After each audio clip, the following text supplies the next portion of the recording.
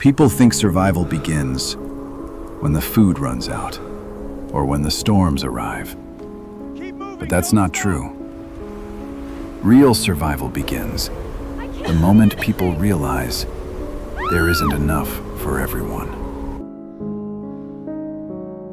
The desert looked endless, not beautiful, not peaceful, just empty, like something had already died there a long time ago.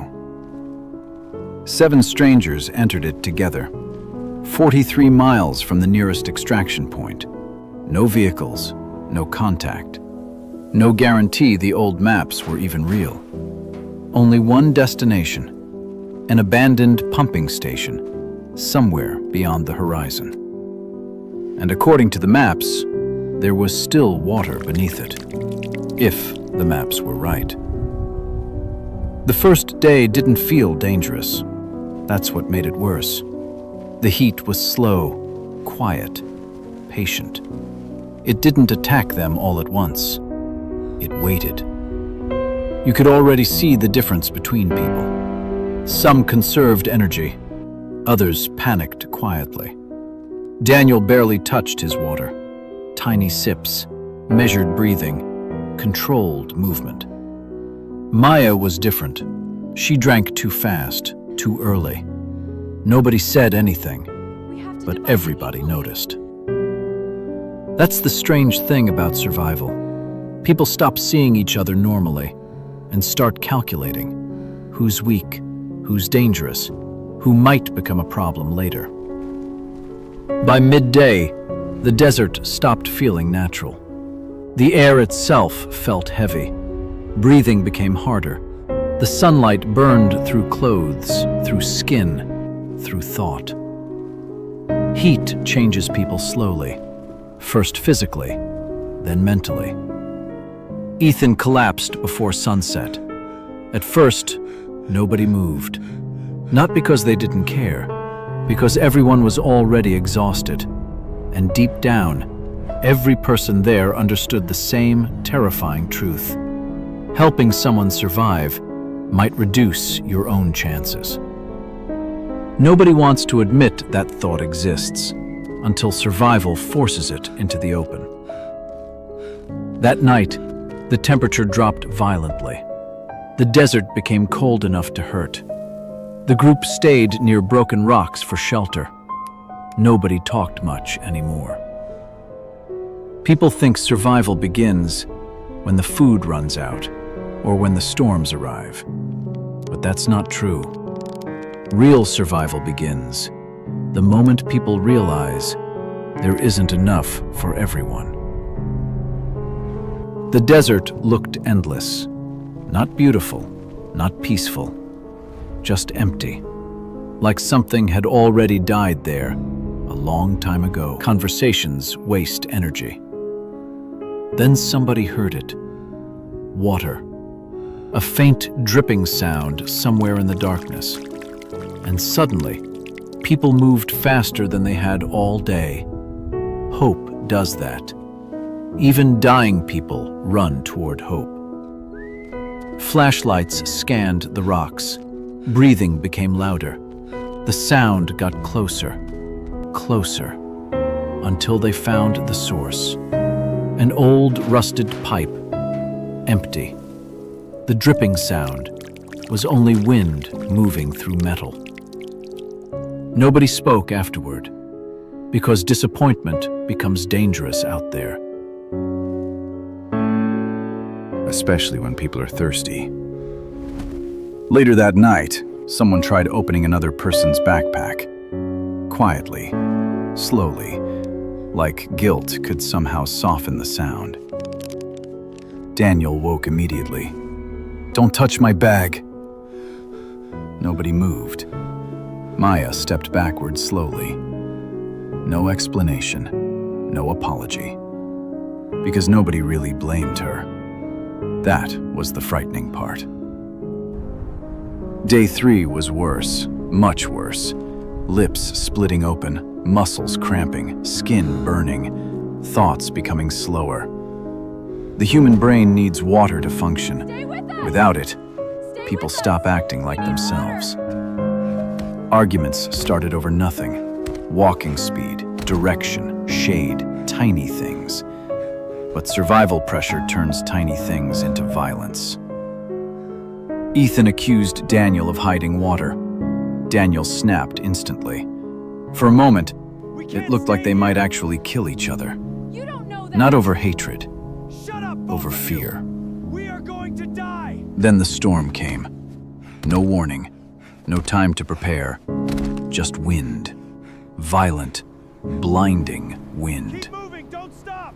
The sky turned orange within minutes. Sand swallowed the horizon completely.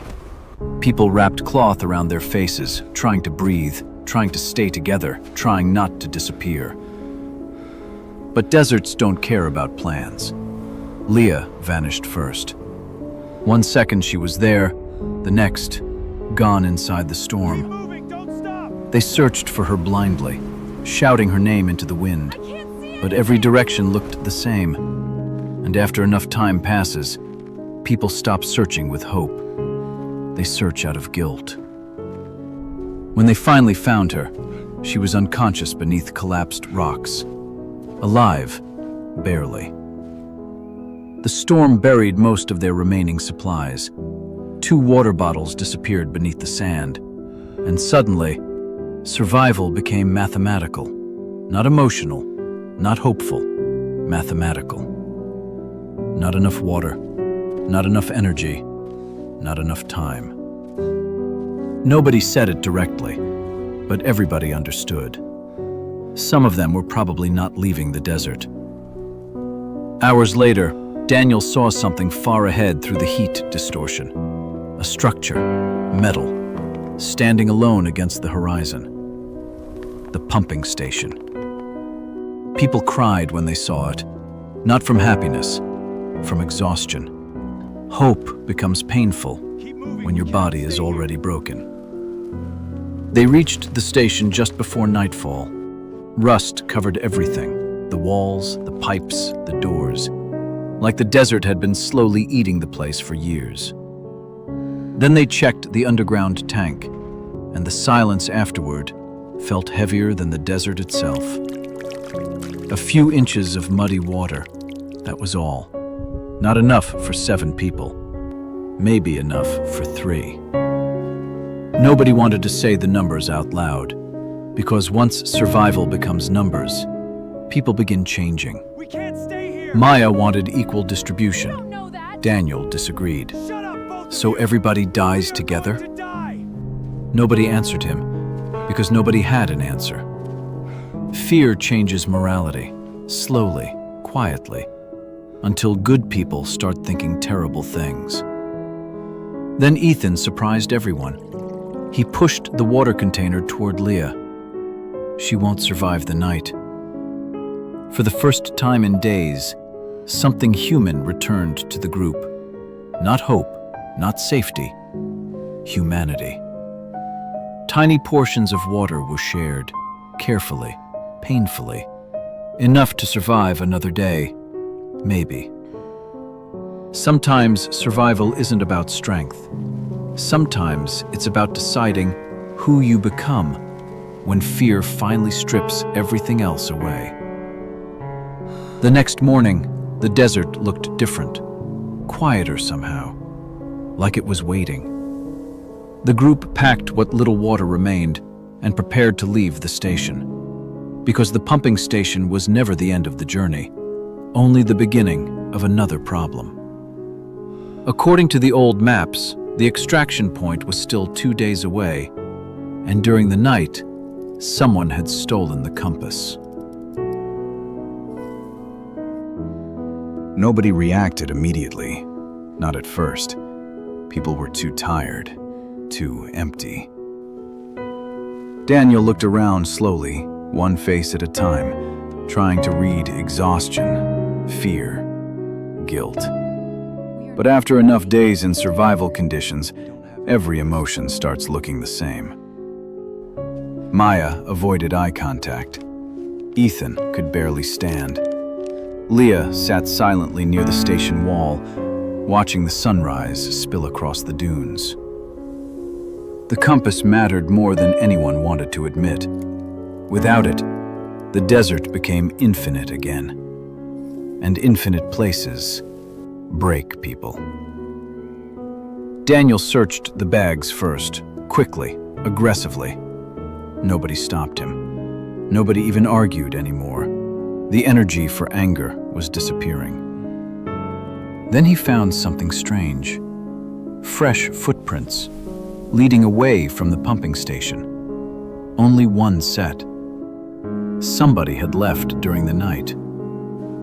For a moment, nobody moved. The wind pushed dust through the broken station walls. Metal creaked somewhere overhead. And suddenly, the desert felt bigger than before. Why would somebody leave alone? Ethan's voice sounded weak, barely human. But deep down, everyone already knew the answer. Because fear isolates people. It whispers dangerous things. You'll survive longer alone. Less water shared, less weight, less weakness. Survival can slowly convince people that loneliness is safer than trust. Almost there. Daniel followed the footprints for nearly half a mile. The others stayed behind, too exhausted to keep moving. The sun climbed higher, fast. The heat returned with it. Then he found the body. Not dead, not yet. Maya lay collapsed beside a dune, barely conscious. The compass still clenched in her hand. She had taken one extra bottle of water, too. Empty now. Daniel stood there silently for several seconds, looking at her, looking at the endless desert around We're them. almost there. And for the first time, he understood something terrifying. The desert wasn't killing them. Fear was. He could leave her there. Nobody would know. Nobody would blame him. In survival situations, people often imagine the difficult choices. But the reality is worse. Because sometimes the easiest decision is the cruel one. Maya opened her eyes slowly. You should have left me. Daniel didn't answer. He just pulled her up carefully and started walking back toward the station. The journey after that became quieter. No more arguments, no more shouting, only breathing, footsteps, wind. Something had changed inside the group. Not hope, something smaller, more fragile. Acceptance.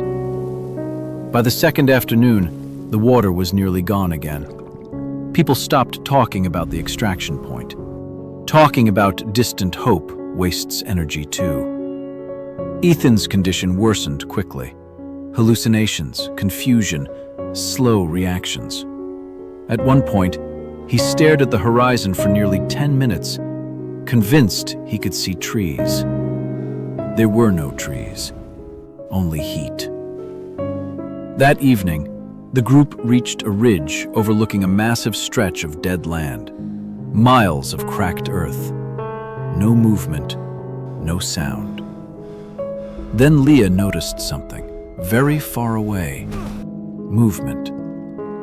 At first, nobody believed her. The heat distorted everything.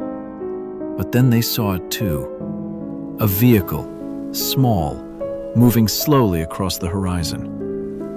Nobody celebrated, not immediately, because hope had hurt them before. The group lit a flare anyway, their final flare. The red light burned violently against the darkening desert sky. For several seconds, nothing happened. The vehicle kept moving, far away, too far. Then suddenly, it stopped and turned toward them. Nobody spoke. Nobody even breathed properly. They just watched the headlights grow slowly larger against the dying sunlight. We've got you now. Take it When the rescue team finally arrived, the survivors barely looked human anymore. Dust-covered, sunburned, half-conscious. changed. Take it easy.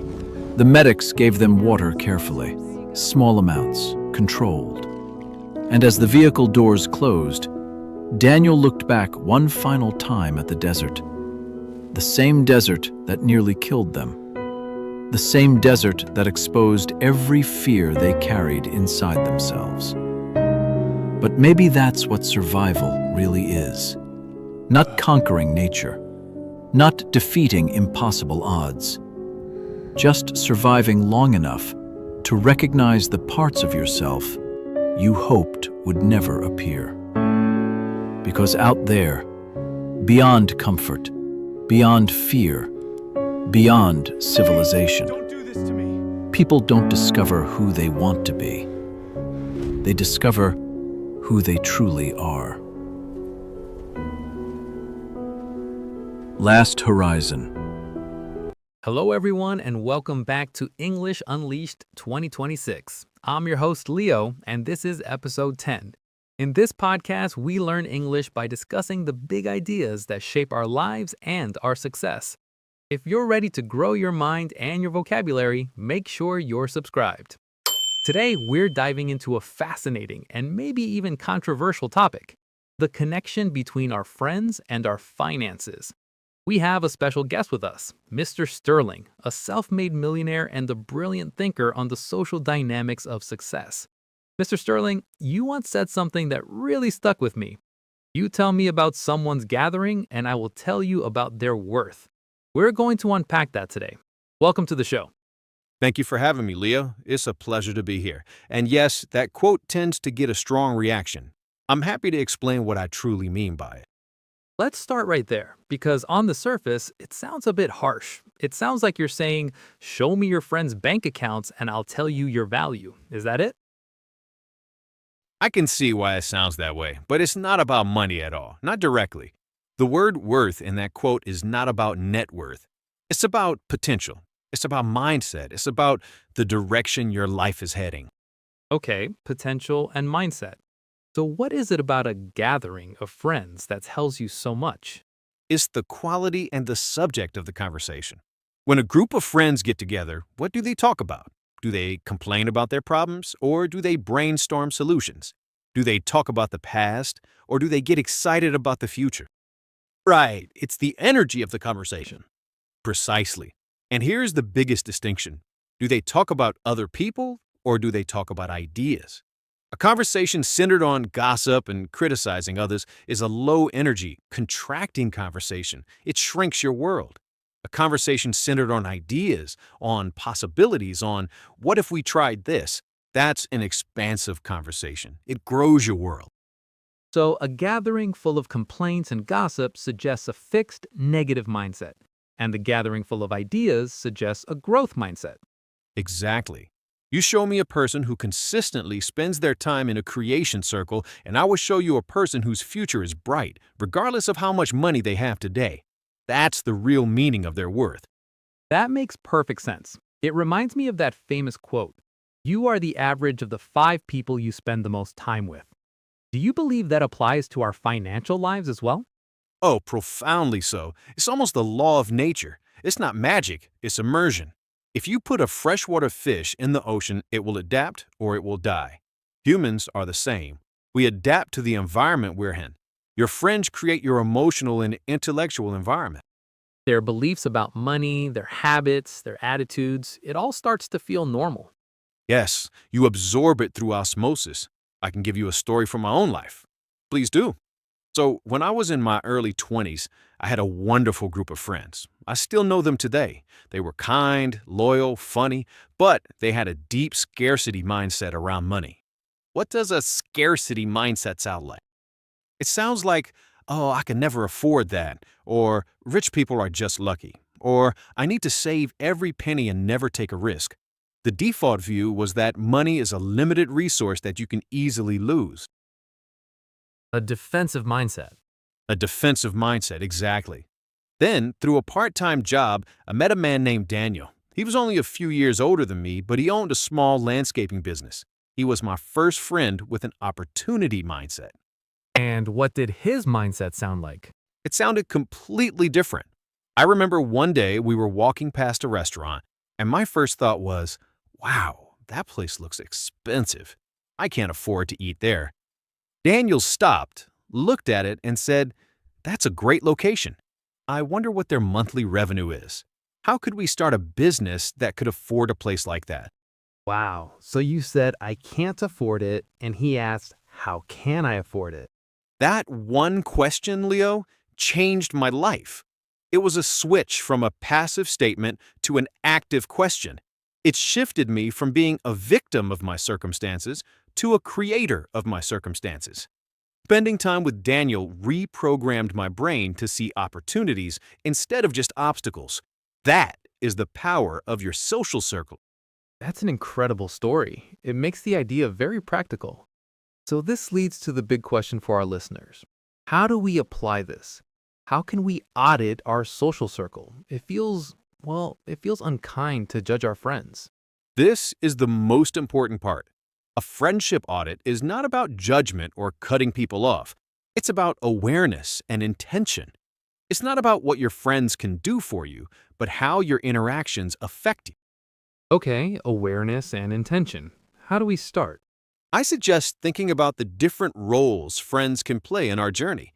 Every healthy social circle should have a mix. For example, you need the supporter. The supporter. That's the friend who's always there for you, no matter what. Yes, this is the bedrock of your life. My scarcity mindset friends from my youth, they are still my friends because they are incredible supporters. This role is not about ambition, it's about love and loyalty. It is essential. That's a huge relief to hear. So it's not about replacing old friends with new, rich ones. Absolutely not. It's about adding to your circle. After the supporter, you might look for the inspirer. This is the big dreamer, the person whose ambitions make your own feel possible. Then maybe you need a collaborator, someone on a similar level who you can brainstorm with and build projects together. A collaborator, right. And what else? And perhaps most importantly, you should seek out the mentor. This is someone who is already where you want to be. They can save you years of mistakes by sharing their wisdom. The audit is simply asking yourself, do I have these types of influences in my life? If not, where can I find them? That's the next question. Where do you go to find an inspirer or a mentor? You go to the places where those people gather. It's that simple. If you want to get better at public speaking, join a Toastmasters club. If you want to learn about business, attend a local Chamber of Commerce event. If you love technology, go to tech meetups. Volunteer for a cause you believe in. You put yourself in environments where growth is the default topic of conversation. That's very practical advice. But what about the other side of it? How do you manage your time with, let's say, a supporter friend who is maybe very negative and drains your energy? That's a fantastic and very important question. You do it by managing your time with intention. You don't need to have a dramatic fight and end the friendship. You simply adjust the dosage. Adjust the dosage. Yes, maybe you used to spend every weekend with that person, getting pulled into hours of complaints. Now you proactively schedule a 1-hour coffee with them on a Tuesday morning. The interaction is focused. You can be a good friend and listen, but it doesn't consume your entire weekend of potential growth. It's about loving your friends, but also loving yourself and your future enough to protect your time and energy. That's a very diplomatic and effective strategy. It's about setting boundaries. I want to circle back to something you mentioned earlier, actively seeking out those inspirers and mentors. For many of our listeners, the idea of networking can feel very awkward or transactional, like you're just using people. How do you approach building new high-value relationships authentically? That's the million-dollar question, isn't it? The word networking has been poisoned by this idea of collecting contacts like trading cards.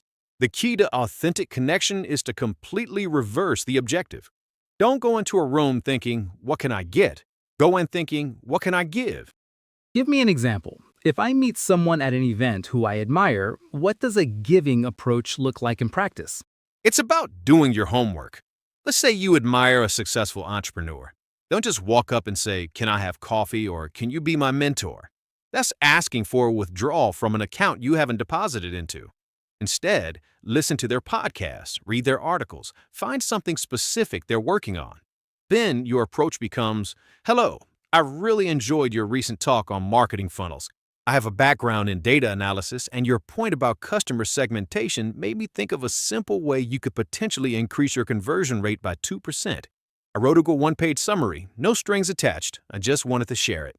Now, you're a giver, you're a problem solver, you're memorable, you've made a deposit. That's a profound shift in perspective. It's about leading with generosity. Okay, let's move to our next big idea, something that often separates the financially successful from those who struggle: the concept of multiple income streams. Many people hear that and think it sounds exhausting. I already have a job, now I need 3 more? It's the reality of building multiple income streams. The exhaustion comes from trading more time for money. The freedom comes from building assets that make money for you. That's the crucial difference. Most people think of income as active. You work an hour, you get paid for an hour. The goal is to build passive or semi-passive income streams, where you do the work once and it continues to pay you. So, where does someone start? If a listener has a full-time job and a busy life, what's a realistic first step into creating a second income stream? The absolute best place to start is by monetizing the skill you already have and enjoy. Don't try to learn a brand new complicated field. Start with what you know. Are you a great writer? Offer freelance writing services. Are you very organized? Offer virtual assistant services. Do you love baking? Sell your baked goods at a local market. Start small, prove the concept, and then build a system around it. The goal isn't to work 80 hours a week, it's to turn your existing skills into assets. This has been incredibly insightful, Mr. Sterling. Let me summarize the key takeaways for our listeners. First, the conversations in your gathering, your social circle, reveal the mindset and potential you're surrounded by. It's about ideas over gossip. Second, you are the average of the 5 people you spend time with, especially when it comes to mindset. Third, you can intentionally conduct a friendship audit to see which roles, supporter, inspirer, collaborator, mentor, are present and seek out the ones that are missing. And fourth, the key to authentic networking is to focus on giving value, not getting something. Is that a fair summary?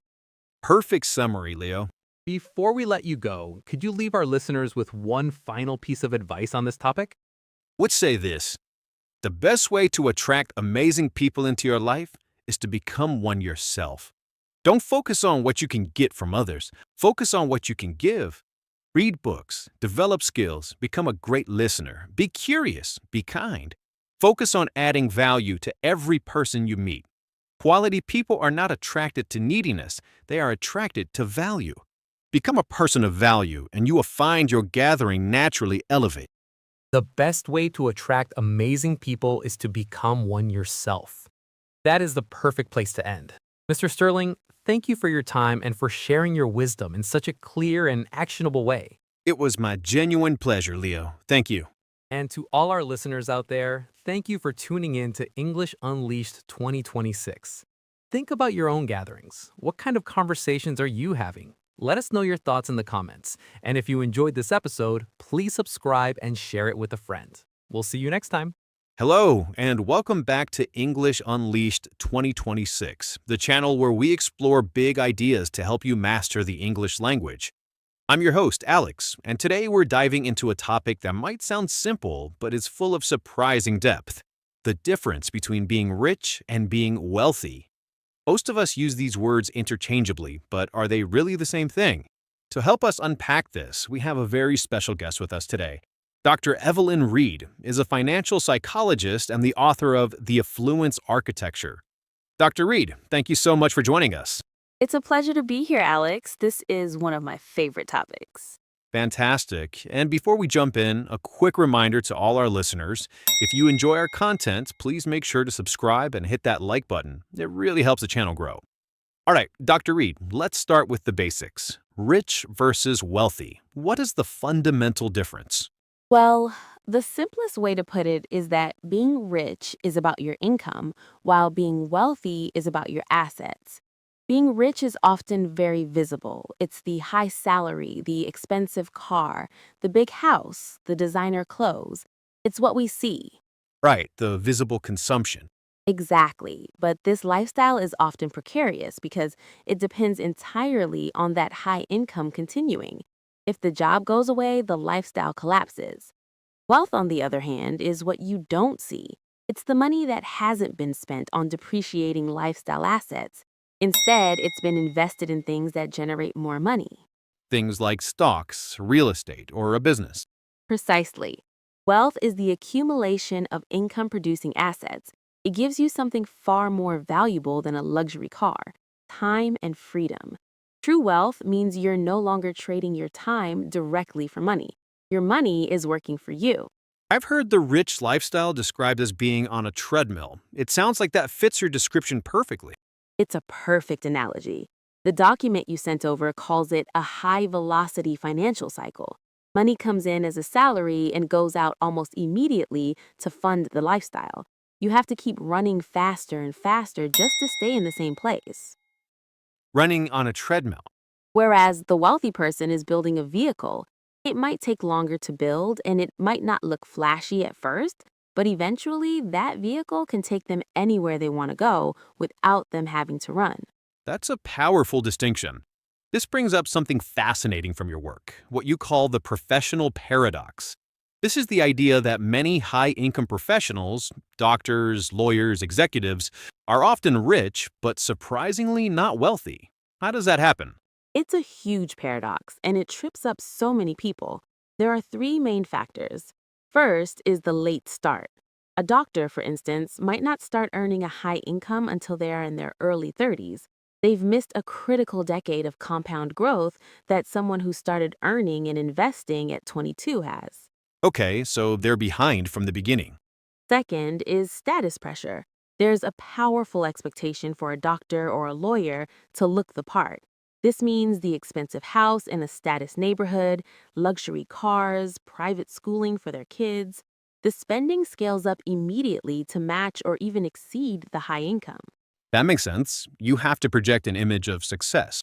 And third, this leads to what we call hyperconsumption. They're so focused on playing offense, earning more money, that they completely neglect playing defense, which is saving and investing that money wisely. Studies by researchers such as Thomas Stanley found that for every one doctor who was a prodigious accumulator of wealth, there are two who are underaccumulators. Wow, a 2-to-1 ratio against them. So it really is about behavior, not just the number on your paycheck.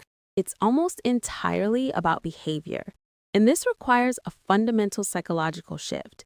You have to move your focus from the income statement to the balance sheet. Income statement versus balance sheet. Can you break that down for our listeners learning these terms? Of course, your income statement is simple. It's the money coming in versus the money going out.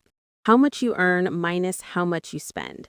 The rich are obsessed with this. How can I increase my salary? Okay. Your balance sheet, however, is a snapshot of your entire financial health. It's what you own, your assets, minus what you owe, your liabilities. The wealthy are obsessed with their balance sheet. How can I acquire more income-producing assets and reduce my liabilities? It's a completely different game. This reminds me of those incredible stories you sometimes hear about secret millionaires. People who seem to have very ordinary jobs but leave behind fortune.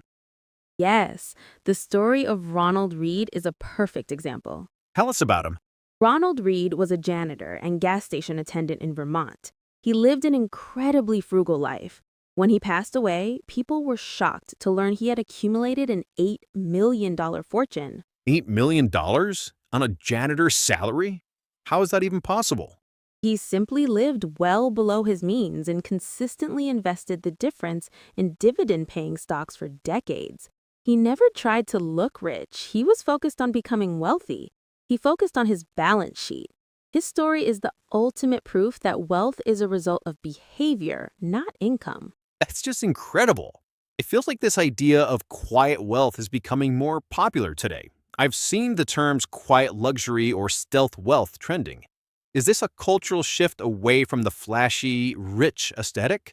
It absolutely is. For the last decade, social media has been dominated by logomania, showing off expensive brands. But we're seeing a rejection of that. Quiet luxury is the new signal of success. It emphasizes premium fabrics over visible logos and investment grade tailoring over fast fashion trends. So it's luxury that whispers instead of shout. Precisely. It reflects a deeper desire for authenticity and craftsmanship. Social status is now being earned through knowledge of niche artisans and quality, not just the ability to display a famous brand name. It's the modern version of what people like Ronald Reed practiced their whole lives: substance over style. That makes so much sense. You mentioned the Stanley and Danko studies earlier and their concept of prodigious accumulators of wealth. It's one thing to hear stories like Ronald Reed's, but is there a more scientific way to measure how efficiently someone is building wealth regardless of their income? There is. Stanley and Danko developed a foundational tool called the expected net worth formula. It's a simple calculation that factors in your age and pre-tax household income to determine what your net worth should be. Okay, age times income divided by 10. And what are those three categories? Okay, age times income divided by 10. And what are those three categories? First, you have prodigious accumulators of wealth, or PAWs. These are the people whose actual net worth is at least double their expected net worth. Then there are average accumulators, or AAWs, who are right on target. And finally, you have underaccumulators of wealth, or UAWs, whose net worth is half or less of what it should be. The paradox is that many high-income professionals are UAWs. It's amazing that there's a formula for this. So even with a huge income, you can be a UAW, an underaccumulator. The document you shared had a perfect modern example of this, the New Zealand household study. Can you walk us through it? Certainly, it's a fantastic real-world illustration. The study compared two households. The rich household earned $500,000 a year, had a $2.5 million home, luxury cars, and jet skis. By all appearances, they were incredibly successful. The picture of success. So what about the wealthy household? What did their situation look like? The wealthy household was much more modest. They earned less, $300,000 a year, and had a less expensive $1.5 million home. But the key difference was their behavior. They were budget conscious, paid off their mortgage by age 43, and aggressively redirected their surplus cash into managed funds. By age 55, they had $2 million in income-generating investments. So the final score is shocking. The rich household is projected to retire with $1 million in debt. The wealthy household, despite earning 66% less, achieves complete financial freedom and is projected to leave a healthy inheritance. It's all about choices. Exactly. And that brings us to a final critical distinction: cash flow versus net worth. The rich household had high net worth on paper because of their expensive home, but that's an illiquid asset. You can't slice off a piece of your house to pay for groceries. That's the illusion of wealth in illiquid assets. They had negative cash flow, more money going out than coming in, because their lifestyle was so expensive. Wealthy individuals prioritize positive cash flow. They buy assets that pay them every month, like rental properties or dividend stocks. That regular income provides the ultimate security and freedom. That's the foundation of it all. Second, you must shift your focus from the income statement, what you earn, to the balance sheet, what you own. It's about acquiring assets, not just a higher salary. And finally, the most valuable thing money can buy isn't luxury goods, it's freedom. The freedom to control your time and live life on your own terms. That's the ultimate goal. Wonderful. Dr. Evelyn Reed, author of The Affluence Architecture, thank you so much for joining us and sharing your wisdom. This has been a truly valuable conversation. My pleasure, Alex. Thank you for having me. And to our amazing audience at English Unleashed 2026, what are your thoughts? Are you focused on being rich or building wealth? Let us know in the comments below. Don't forget to like and subscribe for more content that helps you master English through big ideas. Until next time, keep learning and stay curious.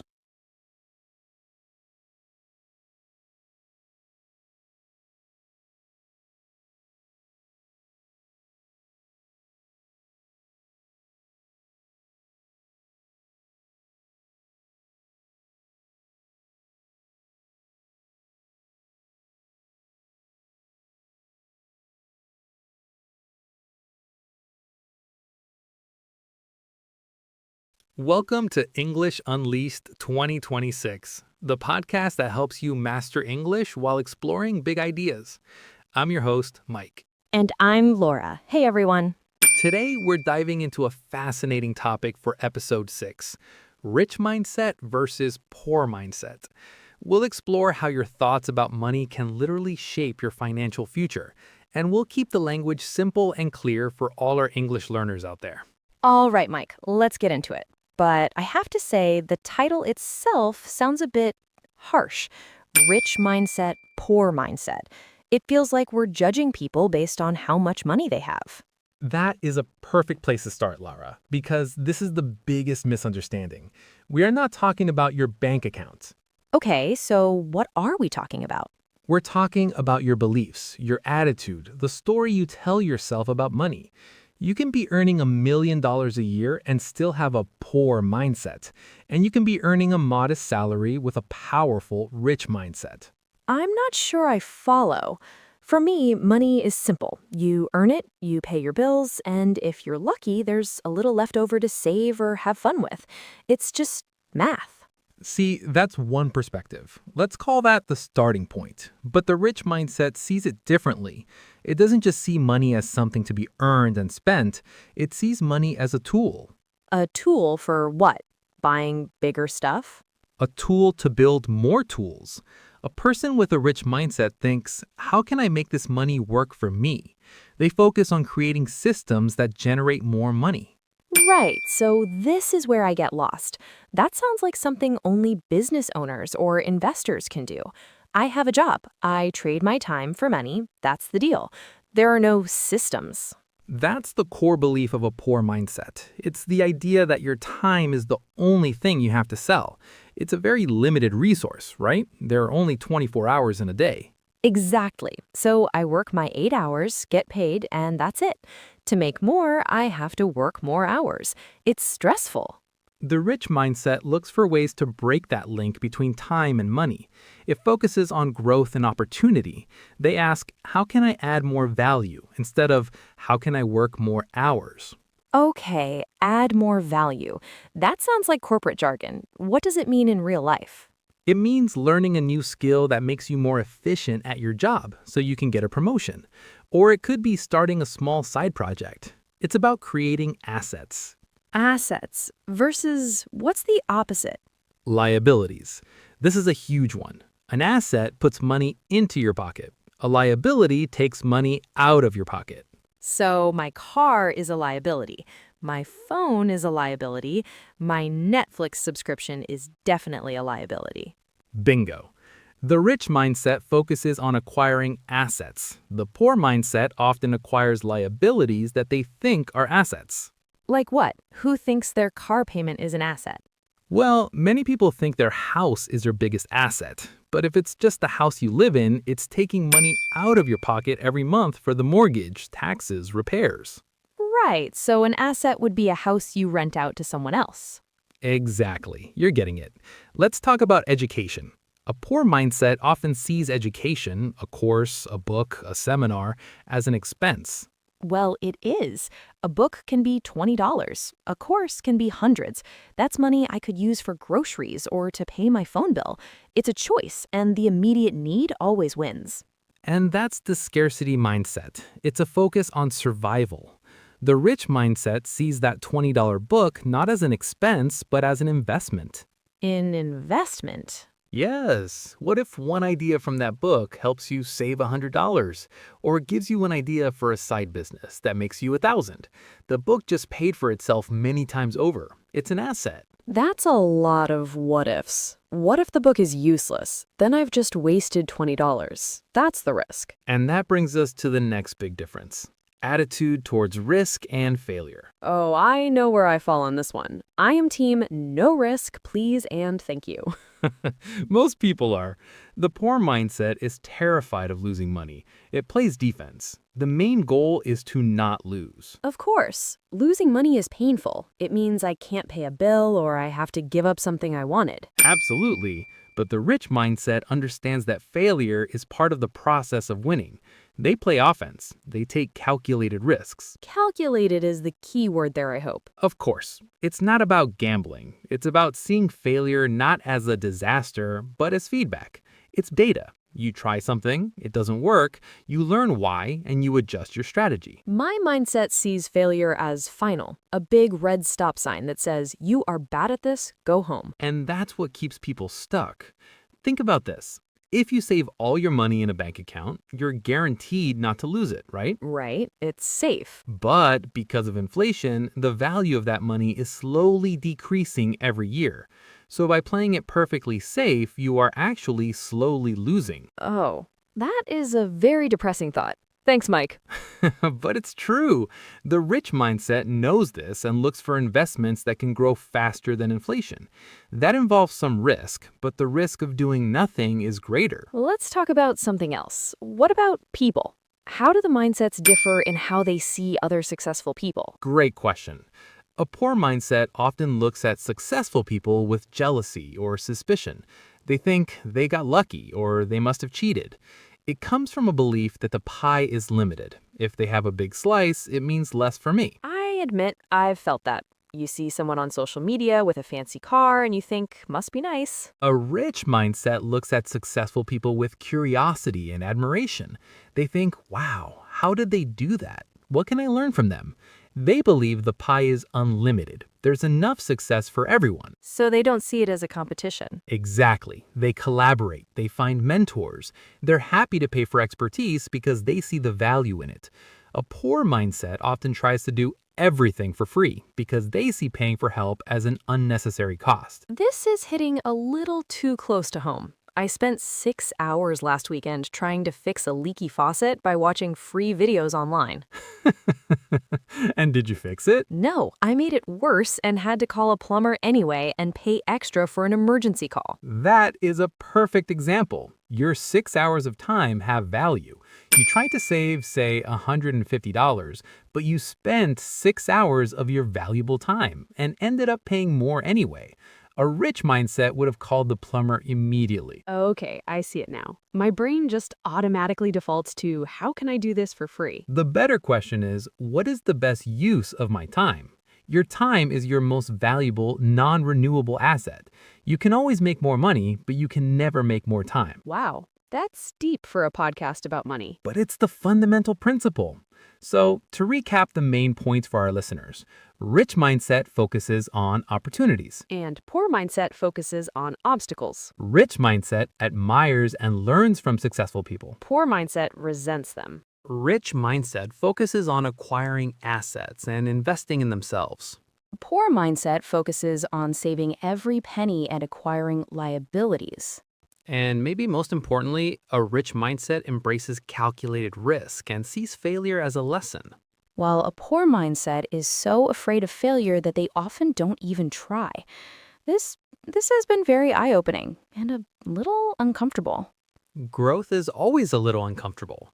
The good news is a mindset is not permanent. It's a habit. You can change it with practice. So how do we start? What's one simple thing our listeners can do today? I have a challenge for you, Lara, and for everyone listening. For the next 7 days, I want you to ban 2 words from your vocabulary. I can't. I can't? That's it? Specifically when it comes to money. So every time you catch yourself thinking, I can't afford that or I can't do that, I want you to rephrase it as a question. How can I afford that? Or what would I need to do to make that happen? How can I afford that? It feels a little strange, like I'm pretending. It's not about pretending. The statement, I can't, shuts your brain down. It's a dead end. The question, how can I, opens your brain up. It turns on your problem-solving abilities. It makes you creative. So instead of seeing a fancy restaurant and thinking, I can't afford that, I should think, how could I afford that? Yes, and the answer might be I could save $20 a week for 2 months, or I could find a freelance client to pay for it. The goal isn't to bite everything. The goal is to train your mind to see possibilities, not limitations. Okay, I'll try it. 1 week of asking, how can I, instead of saying, I can't. I'll report back. Fantastic. And that's a wrap for episode 6 of English Unleashed 2026. We hope this conversation gave you some food for thought about your own money mindset. Join us next time where we'll be talking about effective communication techniques for work and daily life. It's going to be a great one. Until then, keep practicing your English and start asking, how can I? Thanks for listening.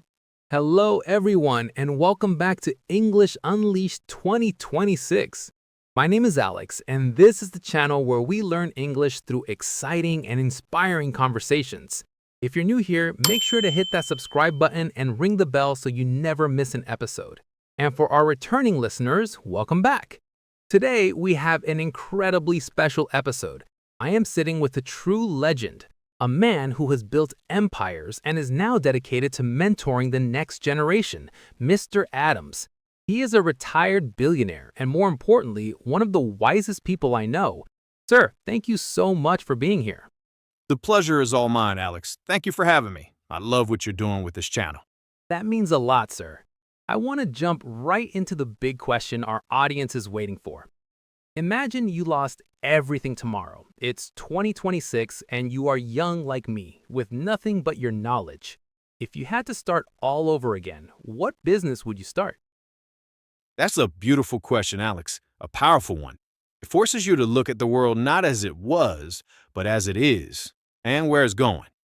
Let me give you my honest answer. I wouldn't start just one business. I would focus on 5 key areas.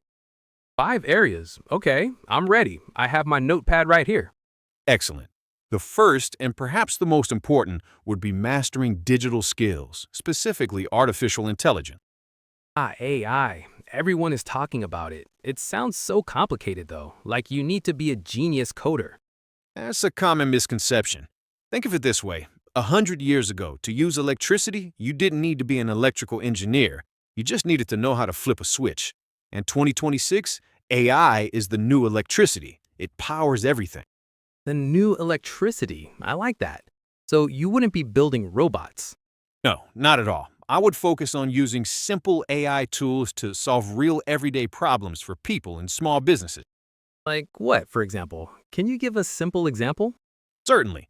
Imagine a small local coffee shop. The owner is brilliant at making coffee, but terrible at marketing. He doesn't know how many customers will come on a rainy day or what's the most popular drink on a Friday. Right, that makes sense. I would create a simple AI service, a small monthly fee, and my service analyzes his sales data. It tells him, hey, next Tuesday will be rainy. People love hot chocolate on rainy days. You should offer a small discount. It writes a social media post for him. It helps him with customer support.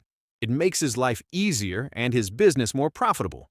That's the power, not robots, but solutions.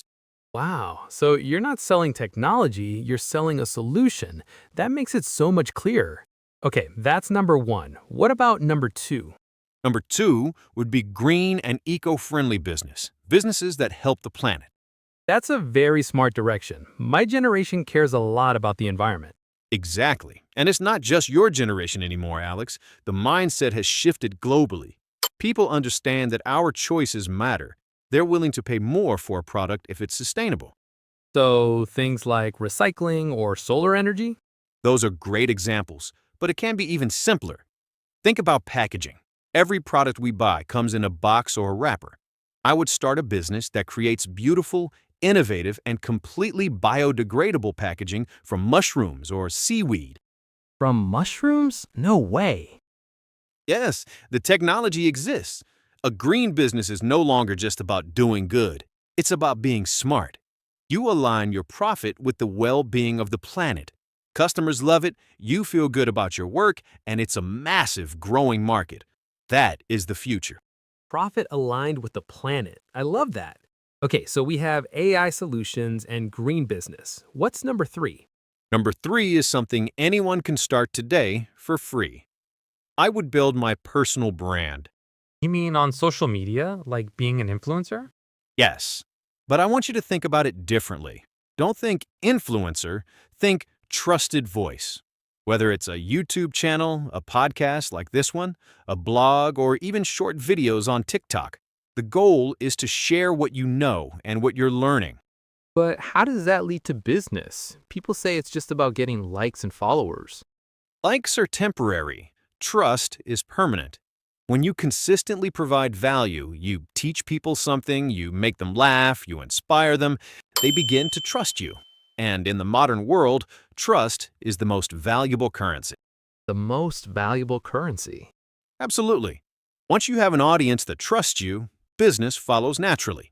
If you later decide to launch an AI service for coffee shops, who will be your first customers? The people who have been following your journey and trust your expertise. When people trust you, business follows you. It's that simple. That's a huge mindset shift. It's not about selling, it's about sharing. Okay, I get it. What's number 4? Number 4 is a fun one, the intersection of technology and entertainment. Oh, like mobile games and apps? Precisely. It's a great industry, but there's a secret formula here. The most successful products in this space combine two things, fun and value. Fun plus value. What's the psychology behind that? Think about it. Our brains are wired to seek pleasure and avoid pain. Learning something new can sometimes feel like work, which can be painful, but playing a game is fun. When you create an app that teaches a language through games or a wellness app that makes meditation feel rewarding, you tap into a powerful human drive. So people learn without feeling like they're learning. Exactly. They are having fun, and the value is the byproduct. Fun plus value equals success. It's a winning combination in the digital age. That's brilliant. Okay, we have AI, green business, personal brand, and tech entertainment. We're at the final one. What is the 5th area, Mr. Adams?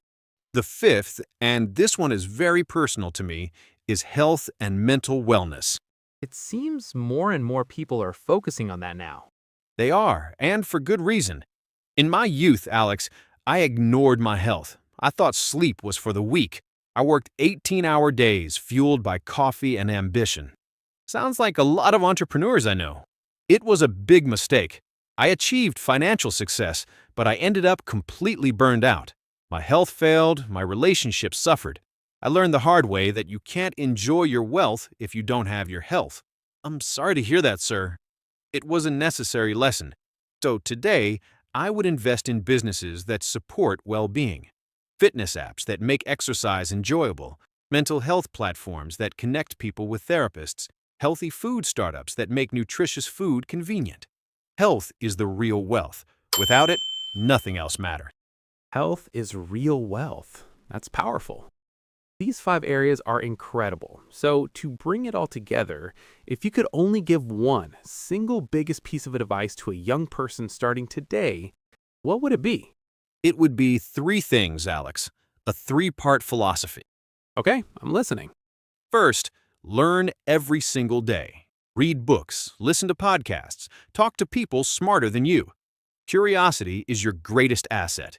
The world is changing so fast, if you're not learning, you're falling behind.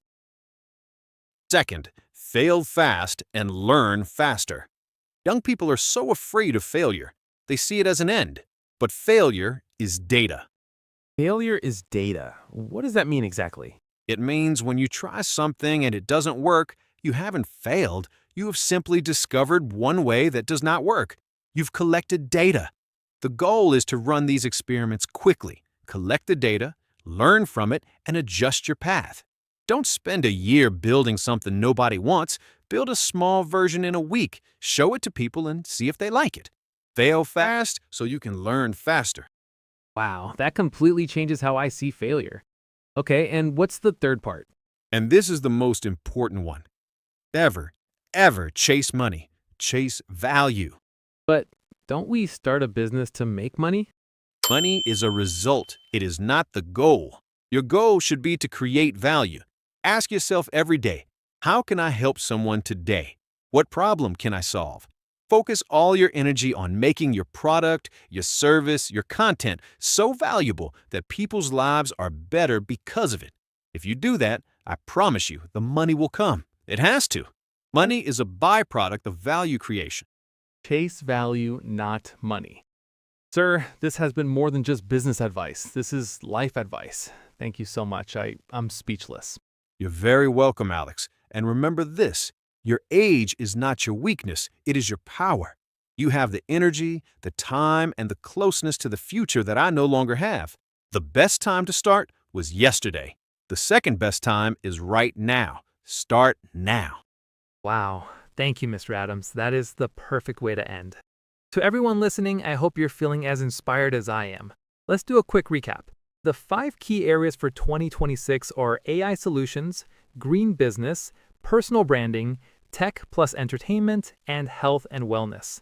And the 3 golden rules: learn every day, fail fast and learn faster, and most importantly, chase value, not money. What was your favorite piece of advice? Let us know in the comments below. Don't forget to like this video and subscribe to English Unleashed 2026 for more conversations like this one. Mr. Adams, once again, it was an honor. Keep up the great work, Alex. Thank you all for listening. We'll see you in the next one. Hello and welcome to English Unleashed 2026. I'm your host, Leo, and this is the podcast where we improve our English by talking about success, motivation, and practical life skills. If you want to level up your language and your life, make sure you hit that subscribe button. Today, we have a very special episode. We're going to talk about something many of us dream of: financial success. But we're not talking about magic tricks or get-rich-quick schemes. We're talking about habits, small, daily actions that can lead to big results. And to guide us, we have an incredible guest. He is Mr. Grant, a self-made millionaire, an investor, and an author. But more importantly, he's one of the most humble and practical people I've ever met. Mr. Grant, thank you so much for joining us on English Unleashed. Leo, it's my absolute pleasure to be here. Thank you for the kind introduction. I'm excited to talk with you and your audience today. Fantastic. So let's jump right in. When people hear the word millionaire, they often think of big, complicated financial strategies. But your book talks a lot about simple daily habits. Can we really copy the habits of millionaires? That's the most important secret, Leo. Success isn't one giant leap. It's the result of thousands of small, consistent steps, and anyone, absolutely anyone, can start taking those steps today. Okay, I love that. So let's talk about the first one. I've heard about the 5 a.m. club, this idea that all successful people wake up before the sun. Is that true? Do you wake up at 5 a.m.? I do, yes. But I want to be clear. The magic is not in the number 5. The magic is in what you do with that quiet time before the world starts making demands on you. Right. So it's not just about being awake. It's about using the time well. Precisely. I call it my golden hour. It's the first hour of the day, and it belongs to me and only me. No emails, no phone calls, no news. My phone is in another room. This hour is for self-investment. So what does that self-investment look like? What do you do in your golden hour? It's a simple formula. I divide it into 3 20-minute blocks. The first 20 minutes are for movement, not an intense workout, just something to get the blood flowing. A quick walk, some stretching, jumping jacks. It wakes up my body and my mind. Okay, 20 minutes of exercise. That sounds manageable. What's next? The next 20 minutes are for reflection and planning. I sit with a simple notebook and pen. I write down 3 things I'm grateful for. Then I write down my 3 most important tasks for the day. Just 3. This gives my day clarity and focus. I like that. It prevents you from feeling overwhelmed. And the last 20 minutes? The final 20 minutes are for learning. I read, not the news, not social media, but a book, something that will teach me a new skill or give me a new perspective. By the time that hour is over, I have invested in my body, my mind, and my spirit. I've won the morning before most people have even hit the snooze button. Win the morning to win the day. That makes so much sense. You're starting from a place of control, not reaction. Exactly. I remember years ago I was facing a huge business problem. I was stressed, couldn't think clearly, but I stuck to my morning routine. During my quiet planning time with a clear head, the solution just appeared. It was an idea I never would have had if I had woken up and immediately checked my email. That's a powerful story. And that brings me to the next habit you mentioned, learning. You read a book every morning. Why is continuous learning so important? Because the world is always changing. The skills that made you successful yesterday might be irrelevant tomorrow. Lifelong learning is not a luxury, it's a necessity. The wealthiest people I know are also the most curious. They are always asking questions. And it's not just about formal education, right? You don't mean we all have to go back to university. Not at all. I call it creating an information diet. Just like you choose healthy food for your body, you must choose healthy information for your mind. An information diet. I love that phrase. So, what's the difference between healthy and unhealthy information? Unhealthy information is passive and often negative. Mindlessly scrolling social media, watching hours of random TV shows, reading celebrity gossip. Healthy information is active and empowering. Reading books, listening to educational podcasts, reading articles about your industry, learning a new skill online. So, it's about being intentional with the media we consume. Yes, you don't have to be a genius, you just have to be consistently curious. If you read just 10 pages of a good book every day, you'll read about 15 books a year. Imagine the knowledge you'll gain in 5 years. You become an expert just by being consistent. That's a great, simple way to start. Okay, so we've got a powerful morning routine and a commitment to learning. Both of those require energy. This brings us to the third habit, health. How important is it really? Leo, is non-negotiable. Your energy is your single greatest asset. It's more important than your money, your contacts, or your ideas. Without energy, you can't execute on anything. A lot of busy people say they don't have time for the gym. And I tell them you don't have time not to. Look, I'm not a professional athlete. My fitness routine is simple and consistent. A 30-minute brisk walk or jog every day, some simple body weight exercises, and I prioritize sleep. That's it. But that consistency is what gives me the mental clarity to make good decisions. I always say you can't manage $1 million business from a hospital bed. That's a very memorable line. You can't manage $1 million business from a hospital bed. And so true. It's an investment in your ability to perform. It is the best investment you will ever make. When you feel good physically, you think more clearly, you're more creative, and you're more resilient to stress. Absolutely. Okay, let's shift gears to the money itself. The fourth habit I wanted to ask about is spending. There's this image of millionaires with fancy cars, yachts, huge mansions. Is that reality? For some, maybe, but for most self-made people I know, it's the complete opposite. The goal is to become wealthy, not to look wealthy. There's a big difference. So you're talking about mindful spending. Exactly. And there's a key distinction to make. It's the difference between being cheap and being frugal. Being cheap is about spending as little as possible on everything. Being frugal or mindful is about cutting costs aggressively on things that don't add value to your life so you can spend generously on things that do. Can you give us an example? Of course, I will not buy a $5 designer coffee. I can make great coffee at home for the fraction of the cost. That's a waste for me. However, I will happily pay for a service that does my laundry and cleans my house. Because it saves you time. Exactly. That service saves me 5 to 6 hours a week. What is my time worth? I can use those hours to build my business, be with my family, or read a book.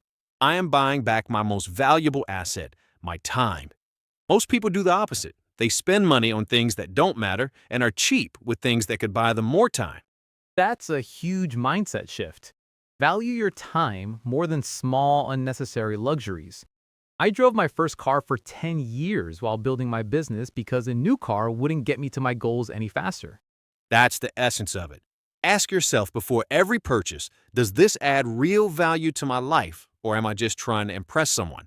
This is fantastic advice. It's about a fundamental mindset shift. Let's talk about another area that people often overlook: relationships. We often hear the phrase, your network is your net worth.